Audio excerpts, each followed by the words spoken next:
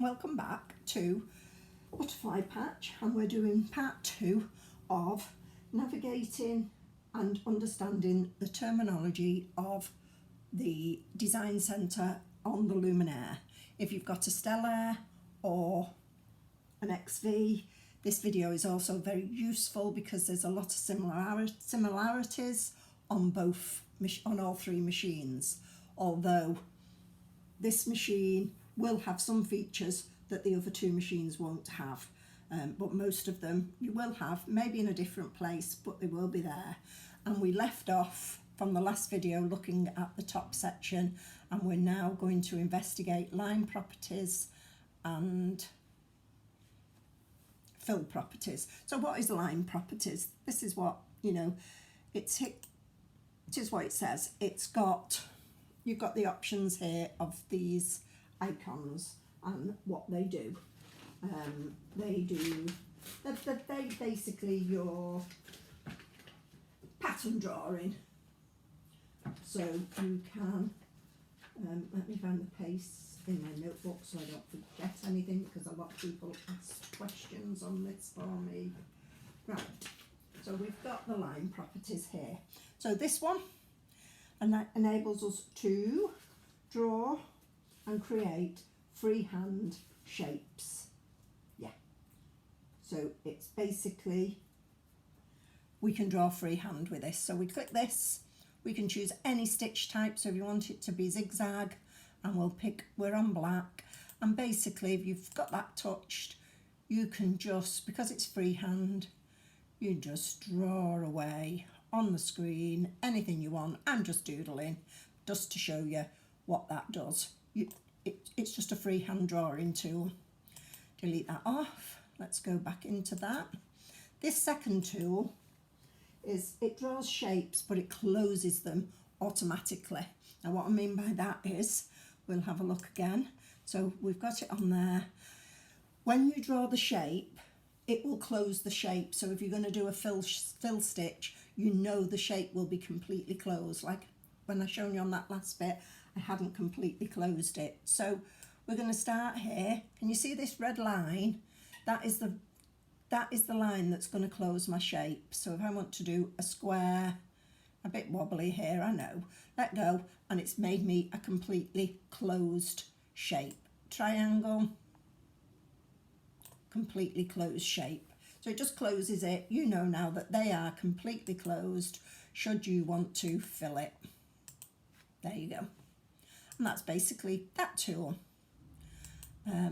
For this one, enables you to draw straight lines. Yeah, just gives you a straight, steady line. Great if you want to create angles, and perfect for 90-degree angles and things like that, and you're just getting a straight line basically. So it's just, oh, I didn't clear that, I'm sorry. Let's clear that. So we're on that. I think I'm on the straight line, or have I gone off it? No, gone off it. So we're on the straight line now, and basically it does what it says. There's your straight line. Whichever way you go, the line will be straight. So if you wanted to do a 90-degree handle, or it keeps the line straight. Whichever angle you want to draw it at, it will keep the line completely straight for you. That is what that one does. And then this one draws the straight lines that connect automatically. So I'm not sure if I've used this function at all, but let's see what it does. So it draws and it connects automatically. So the box is what you're working in, and it connects. There you go. So yes, right. So I'm with what this does now. Fairly new to me because I've not used this one. So let's knock it off. So it's going to connect whatever. So click there. I'm going to go down. Now that box there means that if I want to connect another line, it's done it for me and created. Yeah, and you're just going to click and play and create with that. So there we go. That is what that does basically. Go back, back. There we go. So, okay, we're still on line properties. We've now got this section. Satin stitch, zigzag stitch, running stitch, triple stitch, candle wicking stitch, chain stitch, blanket stitch or E-stitch, some people call it, yeah, V-stitch, decorative stitch, no sew. Now this one is a little secret one because you click on that and you notice the next box comes up and you've got a whole selection of decorative designs there that you can use within the design centre. Just for the Luminaire has custom where you can bring in stitches that you've created yourself in PE design or whatever, and that's that. This is a no stitch, but they're all pretty much self-explanatory and you can choose your colour. That's what that is, yeah. And you've then got your draw tool, obviously. We'll set that back to normal stitch, there we go. You've got your bucket, which will fill a whole design. So if you've got, so for example, if I've got a square and I've got it on this and I want to just do a little line, it will. But if I want to fill the square that I know in whatever we've got it on, it's set on satin. So I'm on, yeah, see how I'm getting the dots. But if I go on that, yeah. So the fill bucket for line properties means that whatever area I touch, if there's no space, it will change the colour and it will change the stitch type. So if I touch that now, we're on black. Let's go on to red like I was for that. Sorry, confusing you then because I went off track and went to properties, fill properties. So we're here. If I touch that, you'll see the box has turned red. That is now the decorative stitch we've chosen and in red. There was no gap there, but this was a separate piece. There's a gap, but if I touch that, it'll turn that. Basically, the dropper tool, yep, the same. And okay, that is showing you all of that. So let's clear that off. And so on this little file here, it does just take you to the menu of what line properties you've got that we've just gone through. The fill stitch is pretty much the same again. You've got this arrow and you can change the size of your fill so you can make it bigger or smaller depending on what you want to do. You've got your satin stitch, you've got your stipple stitch, and you've got your decorative fills and your no sew. Your decorative fills again, secret box, and you've got all your fills. Different fills for different machines, so you may have some of these, you may not, and again you've got your custom fills that are created by yourself. Okay, and that's pretty much covering that section. You've got your bucket and to fill it and what have you. You've got your eraser if you want to erase things off, and you've got your shapes. So you've got your square shapes,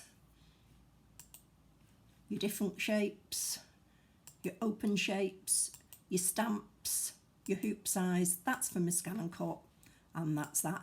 Now on the last video, I've just realised on part 1 we were going across the top and I didn't talk about this pocket. This pocket will save all of you, is where if you save anything to your machine, that's on my machine, on a USB, I've got nothing on it, so, or on a card. Anyway, if you've done a stamped image or anything, this will save in that pocket. That's where you want to find it. So anything you save will be in that memory pocket. Yeah. So done the rubber, done the icons. So what I'm going to do now is the easiest way to get you to know a little bit more about the line properties and fill properties. We're just going to do a little exercise. I'm going to pick a shape and I'm going to do So for this time, I'm gonna work with a circle, as if, you know, it can be anything. You can work with any. It doesn't really matter. And I'm going to. So we've got these bits down here: size, rotate, split, duplicate, cut. So I'm going to resize it. I'm going to use these dots here to size it to 4x4, just so it's a good size for working on to show you. So my circle is now 4x4, and I'm going to move it up, and I'm going to duplicate it and move that one down as close as I can, and I'm going to duplicate it again. There we go. Now somebody said I work with this little cross in the middle. It's in your settings if you pick your grid. So I work, so it's always giving me the centre of the design. If you want to get spacings better, you can change the grid to crosshair, 1 inch, where am I? Oh, I was in settings, sorry. So basically, within your settings, you've got that option to choose what suits you. I've always preferred to work just with that. So, right, we've got three circles now, and the quick exercise, we're just going to show some of the ways we can do things. So we're going to start with this one. So will always be highlighted, the one highlighted in red will always be the one you're working with. You've got this little square here, where if you look at it, you've got the box. More so if you're working on a lot of designs and you want to highlight a certain area. So there you go. If you notice what I did there, I missed the top of that circle out. Let me switch the colour to black, might work better for us. I'll go back, and I'll go back, and I'll go back. Right, so let me just touch all the sides and make them all black. I don't really want them in that decorative stitch, but it doesn't matter too much at this stage. Right, so they're all black now, but if I wanted to, the design I'm working on, it turns red when you're working on it. So if I go here, if I do that one, and touch that, it puts it in a red box around it. That's the circle I'm working on. If I want to work on that one, again, yeah. But then you've got this square here, which will allow you to separate the design away from itself if you want to only change and work with certain areas of it. So I've got the bucket on, and I'm going to try and highlight just a section of this. I want to just lose a little bit at the top. I just want to work, oh, didn't right click, sorry. Let's say I'll leave that bit off. There you go. So I've now separated that off, and I'm just going to work with this one. And that's if you want to separate designs and do things like that. Or if you close, let me go back, go back, go back, go back, go back. Yeah. Back in here. So if you select the whole of the circle, you're going to work with the whole of the area. This one, not, again, that allows you to section the area off again, but using different tools. The magic wand allows you to do it all individually again. And this one groups it all together, but we don't want it grouped together, but we'll just go back, go back. So we're going to work on each square circle. I've picked circles this time. So let's go into our thing, and we're working on, do the first one, I'm going to use satin stitch, and I'm going to make it pink. I hope the pink shows up, and I'm going to just touch the edge, and it's all gone pink. Yeah. So I've got a pink satin stitch, and I'm just going to use a fill stitch, normal fill stitch, and I'm going to do it in blue. Just picking the colours so that it all shows up. I'm going to pick the bucket. The yellow's not, pink's not showing up, is it? So there you go, it's gone blue. I'm going to change that pink to a deep purple. That should show up. Let me just check. Yeah, so there you go. I've got a satin stitch and a plain fill stitch on that one. Next we're going to work on this one. So I'm going to choose that, yeah, close. So we're working on this. For this one I'm going to do a candle wick, and I'm going to do it in a bright orange. I think that should show up. Yeah, I'm going to touch the bucket and I'm just going to touch the edge, so I've got an orange candle wick edge. There we go. And I'm going to do a fill. I'm just going to pick a stipple in a browny colour, and I'm going to bucket. Now if I don't want to fill the whole area and I want to use the brush, I can just start and colour in the area using the brush, but I don't. I want to do it with that. So I filled it all in. There we go. And back into this, and I'm going to select this one now, and we're going to do the same. We're going to do a decorative stitch for this one. I'm going to go green. Okay. Not picked a decorative stitch, have I? We'll pick this one because it allows us to try a few different things. So there we go, and it's green, and I'm going to, with the bucket, touch the edge, and you can't see it now, but once we go into next, you will see these things that we've chosen more clearly. Then we're going to go into this one, and we're going to be a decorative stitch, and I'm going to choose this one. Just a basic, so I can decide. Fill bucket, touch, and there's our decorative stitch. So we've got the three things done now that we're going to do, and we're going to go next.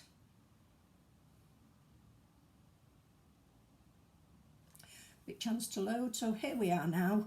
You can see all the stitches that we've created and all the different things. Now we've got up here is showing us what we're working on. Now the machine will automatically divert to all the fill stitches first, so it will do the fill stitch, the stipple stitch and the decorative fill before we do any of the outsides. But this one here will toddle you between, when you set it up, which one you're working on, and it's showing you in the box. Now we're on satin, now we're on candle wick, now we're on there, and now we're back to the beginning. And you've got your settings here. So you've got this setting is your direction. You can have auto, where it will decide it for you, or you can manually decide how you want the degree and the angle of your stitch. For today, because it's just a quick demo program to show what different things can do, so we're going to go OK, and we're going to keep it at auto.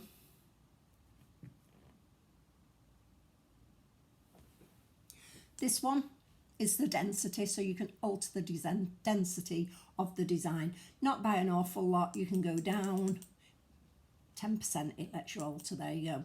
I always tend to go at 110 for my density, just because that's what I like to use. No particular reason. I feel the results I've had are better at 110 density. So, okay.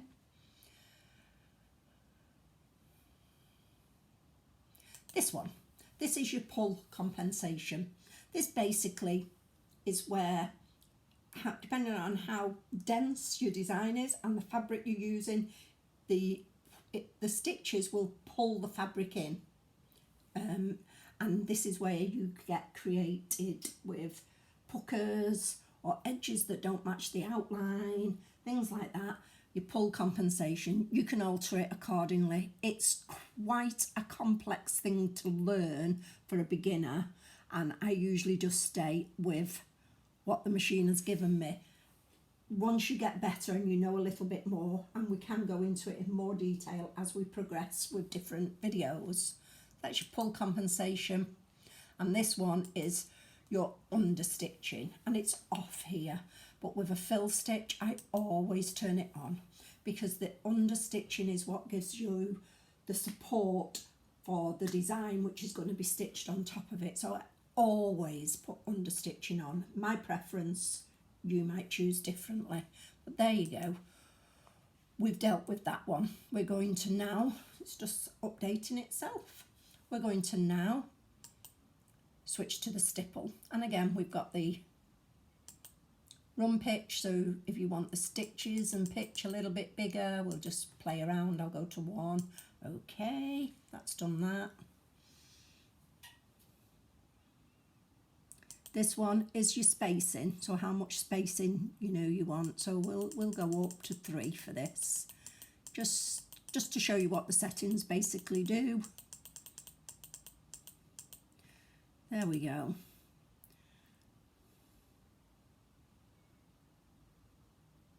Yeah, and this one is your distance, and that's basically your distance from the edge of that decorative stitch around it. So if you want a bigger distance, so it's more moved in, you do that.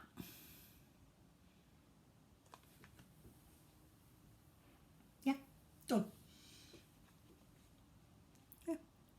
And this one is your stitch, a lighter stitch or a stronger stitch of whatever. So yeah, basically self-explanatory.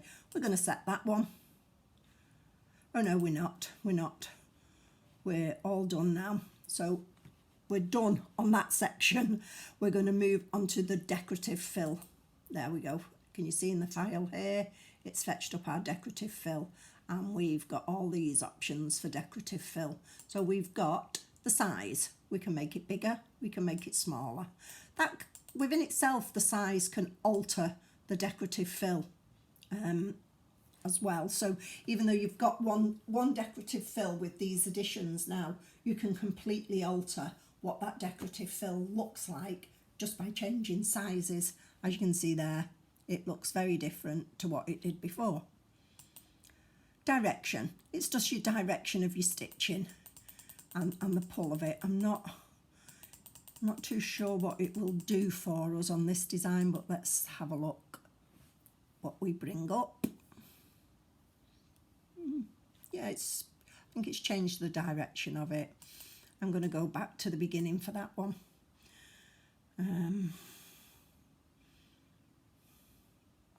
Oh, I didn't want that. Oh, I didn't want that. I wanted that. There you go. So, and the next bit is this one. Oh, just let it load up first. And the next bit is this. It's turned off. It's the outline. It's if you want the outline of the design stitching or not stitching. So if you were doing a quilt block, would you want an outline stitched or an outline or just the design? Entirely up to you how you choose that, depending. And this one, this is the one I like, the random shift. I compare this to what it will do to your design is, think of the crazy mirrors at the fairground that we used to go in when we were kids, and they'd make you look tall, short, big, long, you name it, it did it. And you can, I think 6 is the highest, and you can choose type A or B. We'll go for type A. Let's see what it does to that design. You might have to zoom in to see properly. Squiggled it all into different shapes. As you can see, we'll try type B. Just gives you the 2 options. Let it load. See, it's completely altered it now. But yeah, that's what that does. But I'm going to take it back to nothing and okay. So we're back to our original design again now. Yeah, this one, it just offsets it, pushes it one way, pushes it the other way, pretty straightforward. This, light stitching or dark stitching, so depending on how prominent you want your stitching to look, that's what that will be. So we're finished now with the fills, and we're going to use this arrow and we're going to look at the edge stitching. So the first one is the satin stitch. We can alter the width to whatever we want. 240 is the longest, highest, so we'll go with 240. See, it's gone a lot bigger. Density, again, just the density of the stitching. Just click, I go up to 110 on it. 10% is all you can alter the density on the design centre, so you can go up or down I must admit, when I'm working with this, again, I'm 100%, 110% girl, just what I work with. Ooh. Just have a little coffee, sipping my coffee. My voice gets a little dry. Right, okay, so we're here with the arrows and we're going to do the candle wick. Candle wick has the same options. Make the stitches bigger. Okay.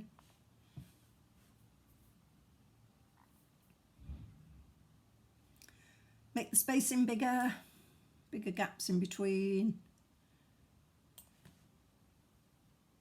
Okay.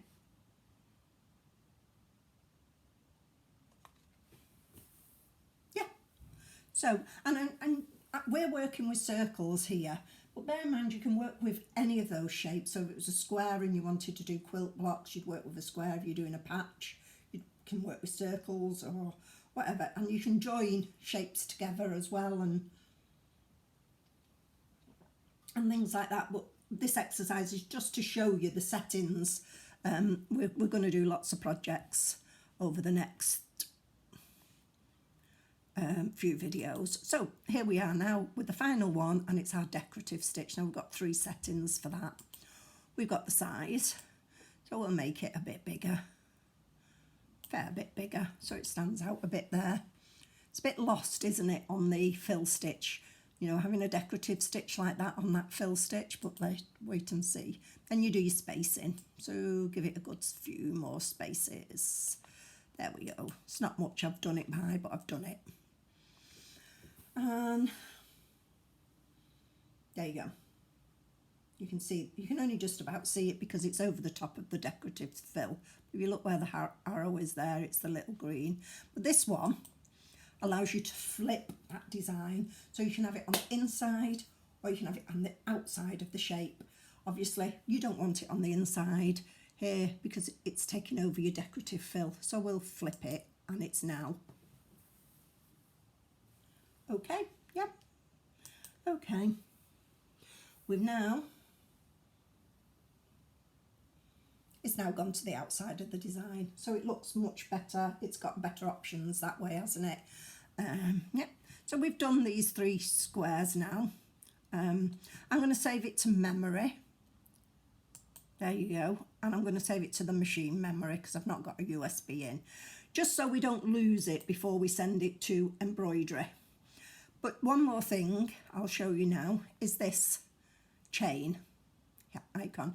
This allows you, if you're working with with stitch types, with a lot of different things that have got the same type of stitch type, and you want to alter them all together to save doing each individually like I just did there, it will alter everything. So if you've got lots of little squares or circles and it's all satin stitch, but you want them all identical satin stitch, it enables you to do that all straight away without worrying. Now it's a bit hard because I'm clicked on it, but we haven't got any showing there. We haven't got any with the same stitching. But what I will do is I'll change this one now to satin stitch.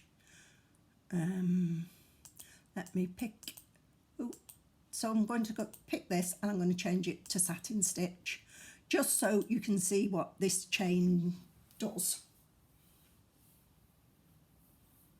Yeah, so we've got satin stitch. You can see there, they're both very small.